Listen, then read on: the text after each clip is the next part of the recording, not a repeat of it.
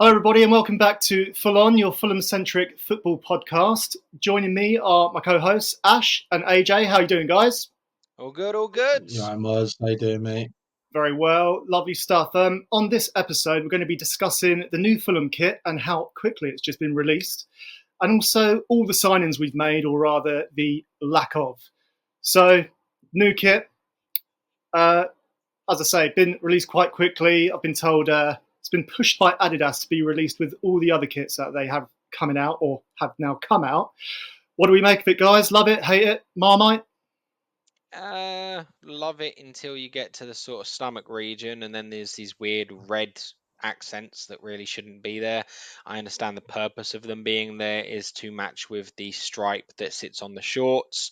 It's the same as a lot of the Adidas templates that were in the Euros that we've all just seen. And it works for some, it doesn't work for others. It doesn't work for the Fulham kit because of that bright red.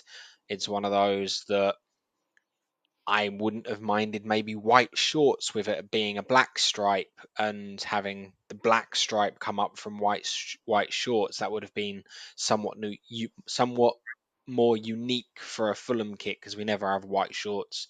But it is what it is. It will look exceptional on the players because it matches well with the shorts, but it's not one that I think personally I'll purchase, especially at the retail price of £80, which is getting a bit extortionate nowadays. At least we can sit with the solace that we are not one of the clubs that have both a fan and players version, because that's just ridiculous. Indeed. What about you, Ash? I do quite like the design. I love a clean Fulham kit, and it is clean. It's also I'm one of those people that are suckers for a shirt that the pattern on the actual shirt, as minimal as it may be, really makes the kit for me, and I really like this one. The bobbliness of this kit is really quite nice. I 100% agree with Jack that the red horns that seem to come out of the side of the shirt obviously a part of the Adidas template that everyone's had. Quite a lot of the international teams had the Euros this year. It just looks odd with it being red. I just feel like if it was black rather than red, it'd probably look a bit better. I love the collar though. I'm a fan of Fulham having a real collar on their shirt. An awful lot of these kits that Adidas have had this year don't have a collar on, and I'm glad that we have. And I'm glad to see the return of the Craven Cottage badge on the back of the shirt as well. And I think that all in all, it's Adidas have not done bad in the sense of yes, it's a template kit. We're not one of those clubs that are lucky enough to get a lovely personal templated kit, but it is also a little bit like retail to us because of that. Again, the price point of £80 is madness. I remember when I was, without sounding like an old man, I remember when I was a kid, and arguing with my auntie used to buy me football shirts to buy us a football shirt when they were like £35, and I remember, the hoo ha that cost the year that when Adidas brought out that Fulham shirt that we won Division 1 in. It was £40, and it was the first £40 shirt that we'd ever had, and now they're 80. As a father of two who gets pressured into buying football shirts for his kids every single year, I am not looking forward to the fact that my 5-year-old's kit's going to cost me £60, and that my 12-year-old's kit's going to cost me 80, and that's before I even have a look in and get a shirt myself.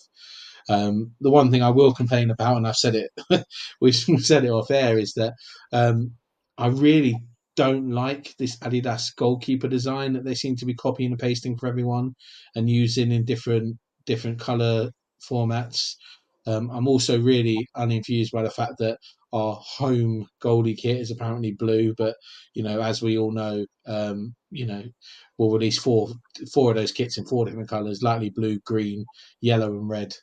And they'll just vary in what they're using, but £80 for a football shirt is madness. And again, we're lucky that we're not one of those clubs that have a player's version of a kit that cost 115 quid to so your kids can look like they're heroes. But then on the plus side, it's also not a Palace kit, and we're not going to walk around looking like a swimming pool liner. So it is what it is. Yeah, there's that. my thoughts on it. I don't like it. I didn't like last season's kit, if I'm quite honest. And I think I've said to you guys before in our WhatsApp group chat, just to peek behind the curtain here, that I just don't like sort of the button shirts. I don't know why I've got a weird phobia or thing about them. So I'm disappointed that the button's still there. But ultimately, the design, the red doesn't really work for me. I hadn't actually seen the goalkeeper kit, Ash, but I've just looked on the site now and seen that. I don't hate that, to be honest. But the pricing is outrageous. 80 quid. I mean, I have paid that in the past or thereabouts. I think I paid as a man with no fashion sense. I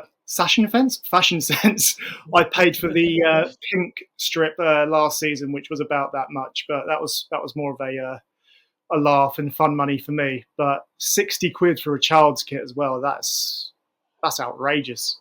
Yeah. Sounds like you have a case of, and I'm going to butcher how to say this, but kumpunophobia, which is apparently the fear of buttons. Yeah, So they call it fear. I'm not today. actually scared of them. I just hate the look, and you'll never catch me dead in a polo shirt, for example. But there we go. Fair play.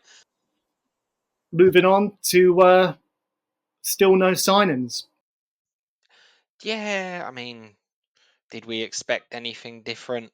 Being realistic, the fact that there seems to be some rustling in the leaves is a positive sign. We're not completely not doing anything, but I didn't expect an awful lot when I don't know who it was at the club, but someone in a senior position said that they wouldn't be looking at the Euros as a scouting option because it didn't match up with their data model, and they don't want to sign players off of individual tournaments. So we're probably one of the only clubs that might not be looking at players that performed in the Euros to sign.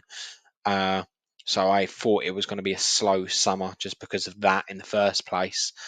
But the kit came early, so there's that. But there's some positive links that if we can get across the line before the start of the season, I'll be happy.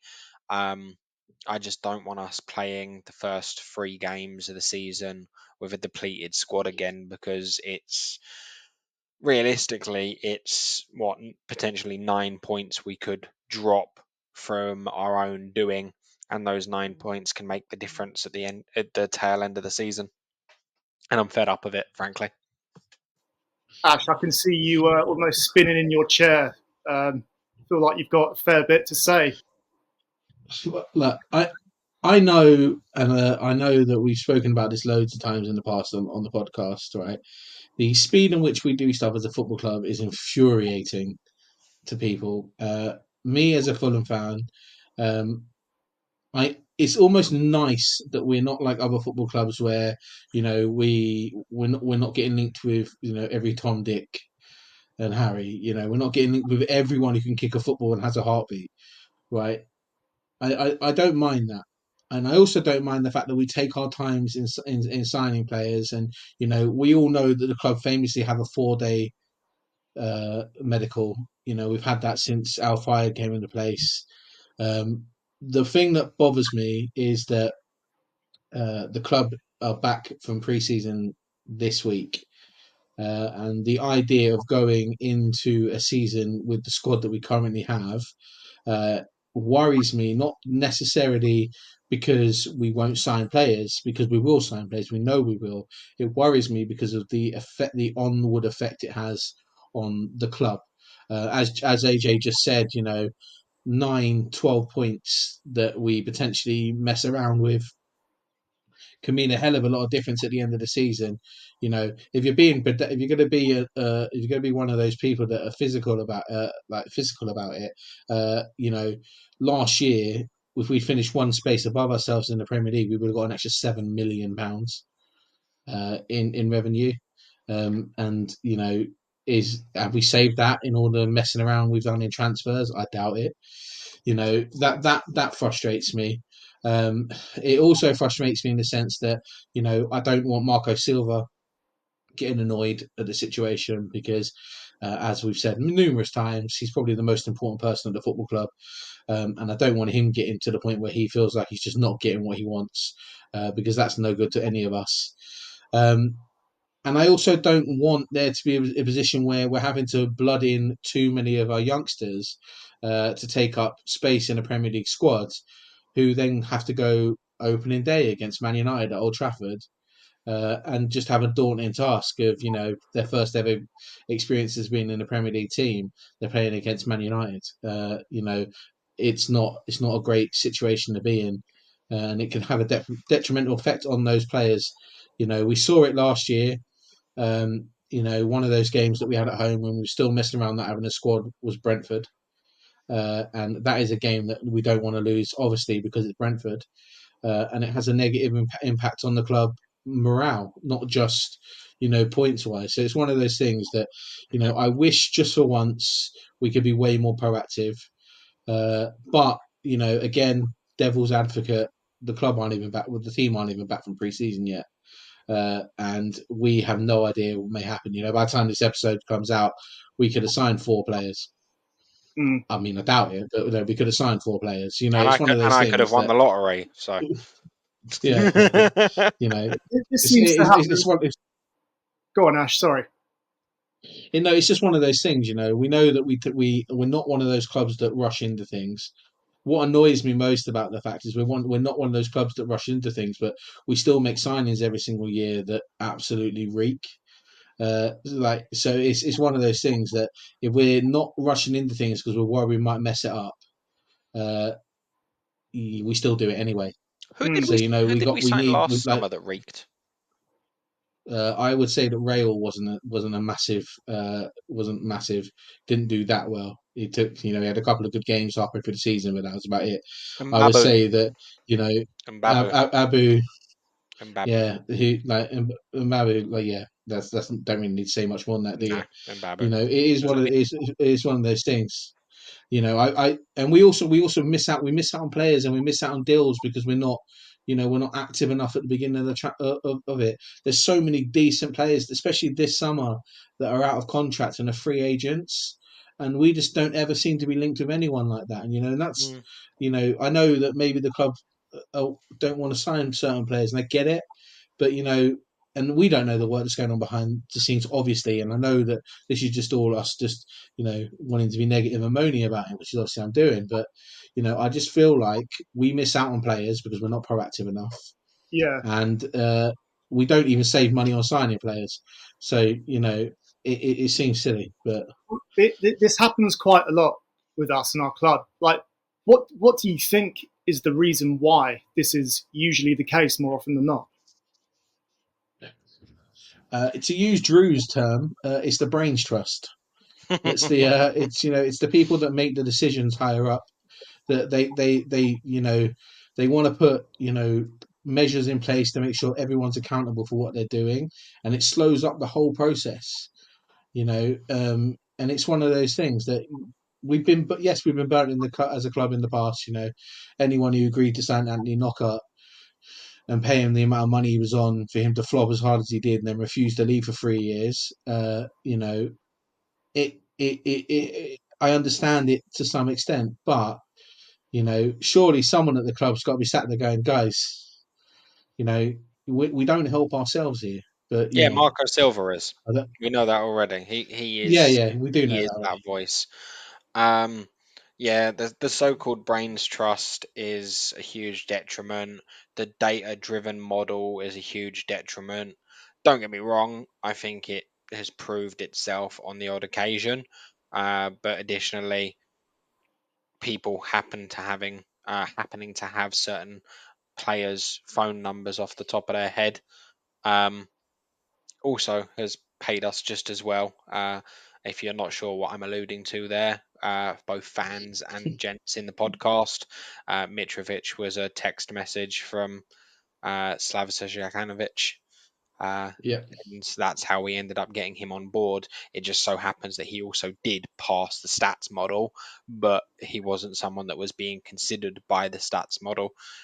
He was just someone that happened to pass it once we got him through the door, which was fortunate, but at the same time, it's proof that trusting in the manager to make the right decisions for the club can often be beneficial.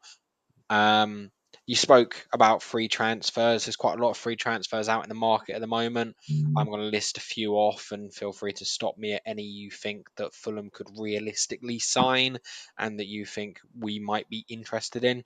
So you've got Adrian Rabiot, Mario Hermosa, Guido Rodriguez, Rafael Varane, Shay Adams, Kalichi Iheanacho, Memphis Depay, Ryan Sessegnon.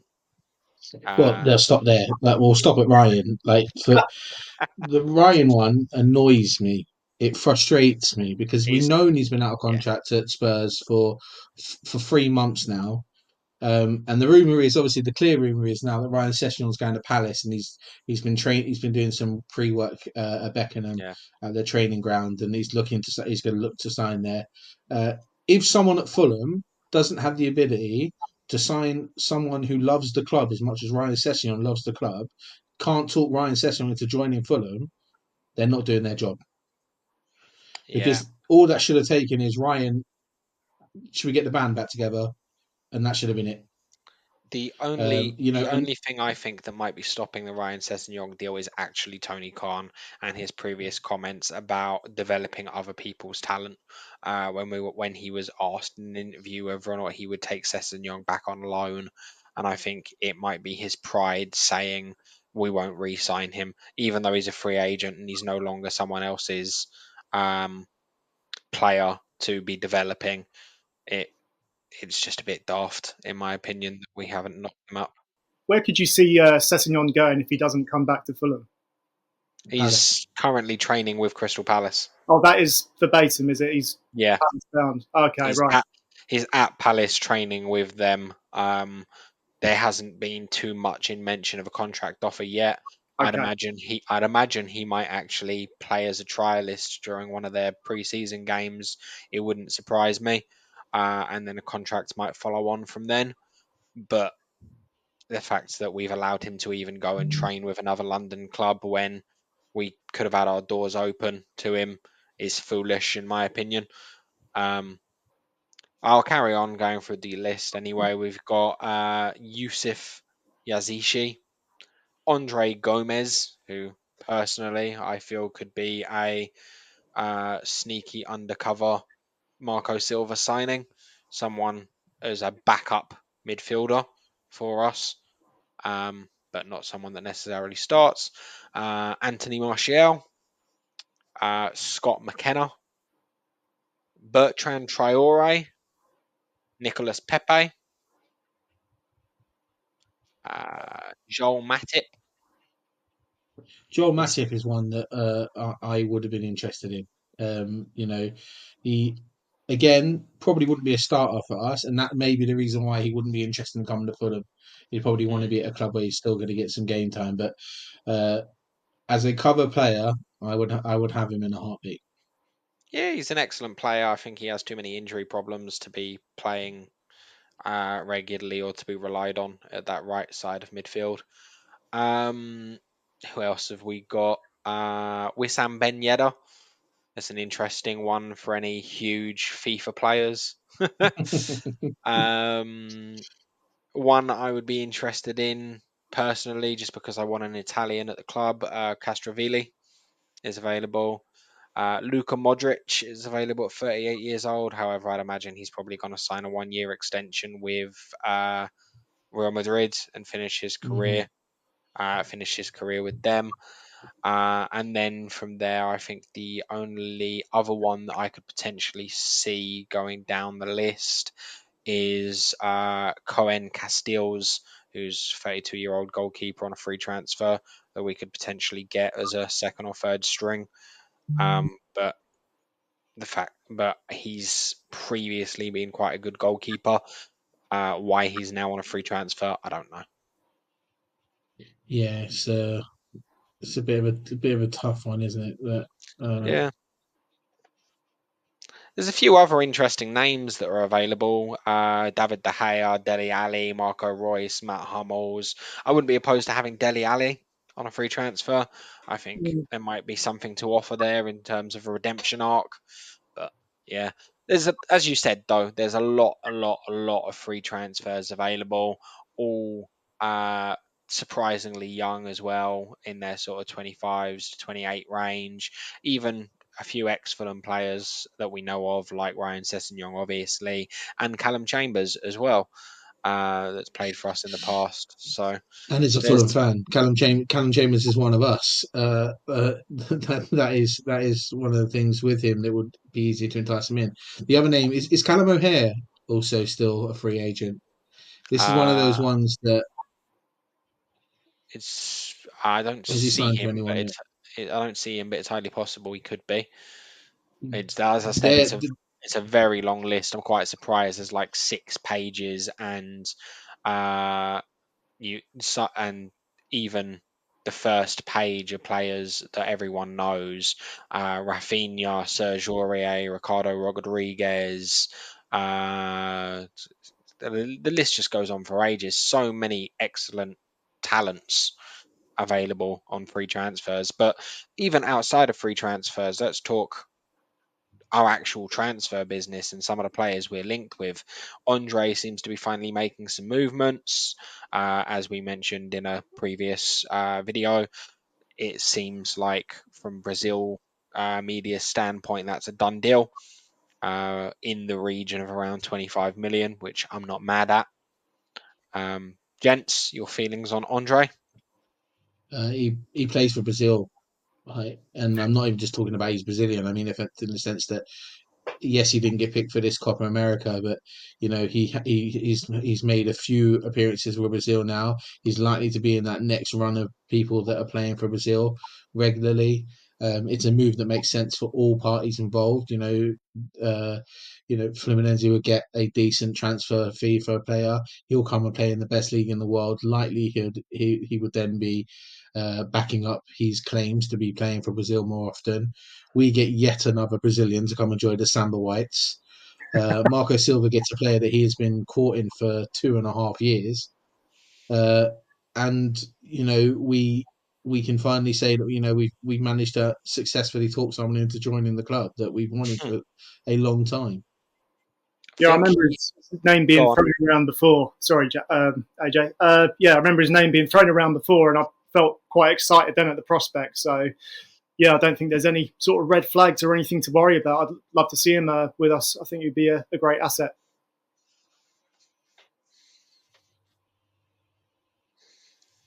You go. Just trying to think what else we've got as a discussion point, as we alluded I don't to think with there regard. is. I don't think there Yeah, is much in terms of the club at the moment. I think for all of us, we're just in that position where, yeah, as we record this, the players are due back for pre-season this Tuesday, I think, and we'll get started ready, wearing up to the pre-season games that we have announced. Obviously, we've announced the game against Benfica in the Algarve Cup. Those of you who like to get on those pre-season holidays and go see a Fulham game in the sun, that's a great one. Obviously, shame about the the short Algarve for a notice week. of it. Yeah, yeah. If I didn't have a wife and a kids, the Algarve should have been expecting us, but it is what it is. And we've obviously not we've announced that friendly against Hoffenheim in Germany, which is obviously a return of the pre-season friendly from last year that we had at Craven Cottage, which is great. They're going to be a couple of really hard pre-season games. Probably will have, knowing us, another 5 or 6 behind closed doors. We just need to get that squad together in order to give Marco the ability to, get us into Europe this season, which is obviously, Yeah, I believe, is the ultimate aim for this season. And coming in the coming weeks when we do our next couple of shows, we will be doing a show in a couple of before the season starts where we all give our predictions for the season. I'd love to us to be in a position where we can all yeah, be mega positive and claim we're going to win the league and League Cup double. But we'll see. We'll see what it is. Yeah, it's a absolutely. dream. Yeah, one final piece from me, and it's regarding another Brazilian.